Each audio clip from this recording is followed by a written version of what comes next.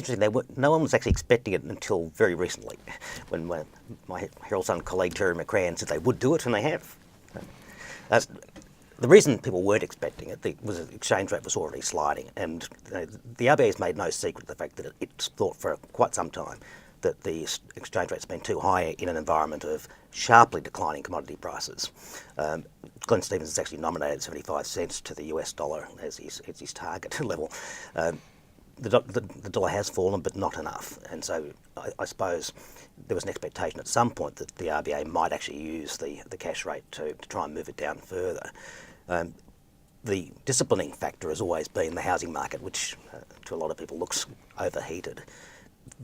Stevens said today, he actually nominated the housing market today, but said that the RBA and other regulators, this means the Australian Prudential Regulation Authority, will use other measures to deal with housing lending, which will be stern lectures to the banks and the threat of what they call macroprudential controls if the banks don't conform. So how much of this was essentially the RBA having their hand forced by international factors? Look, a lot of what's happened to the Australian economy is a result of what's going on internationally, particularly the collapse in commodity prices, which is a mixture of both the slowdown and the unevenness in the Chinese economy. The recession is in Japan and Europe. The financialisation of commodities, which meant that when commodities prices started falling, everyone had to rush for the exits, all the investors, the speculators had to rush for the exits, which has exacerbated the impact.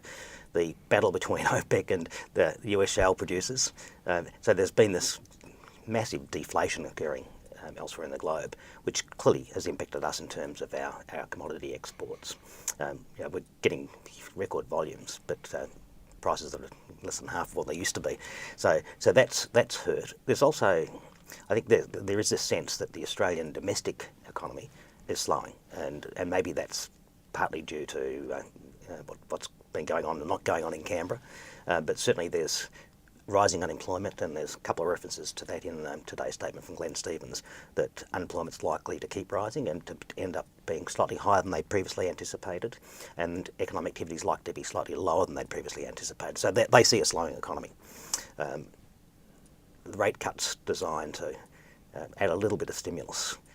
We're already getting a big bit of stimulus from lower oil prices. The oil price has gone from $115 US a barrel down to less than $50 US a barrel. So that's like a huge infusion of cash or a rate cut for consumers.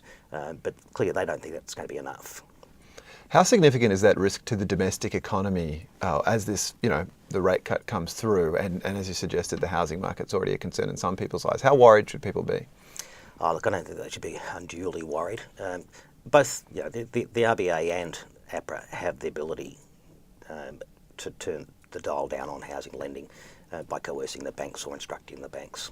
The banks themselves are becoming mindful of the elevated risks that come with very low interest rates, because if rates were to shoot back up for some reason, people could be overextended quite easily. But at the moment, you'd say the housing market's strong rather than overheating. So I know that the risks are excessive, and there are other tools for dealing with that. But clearly, the economy itself is soft, and whether 0.25% movement in rates will have any impact on it's another issue, given that rates are already at historic lows. So if people wanted to borrow today, they can borrow as cheaply as they ever have. But businesses in particular are showing a significant degree of risk aversion, and this is a global phenomenon, that in an era where credit's been as cheap as it's ever been, people don't want to borrow. The other flip side, of course, of lower rates is that it punishes savers, pensioners or anyone with savings. So that's the unpleasant side of lower rates. Right, now just finally, it took us a very long time to see a shift in rates. Do you think we're going to see the same thing here? Do you think they'll sit at this current level for a while? There are people in the market who have been anticipating a couple of rate reductions this year, so at least another 25 basis points sometime later in the year.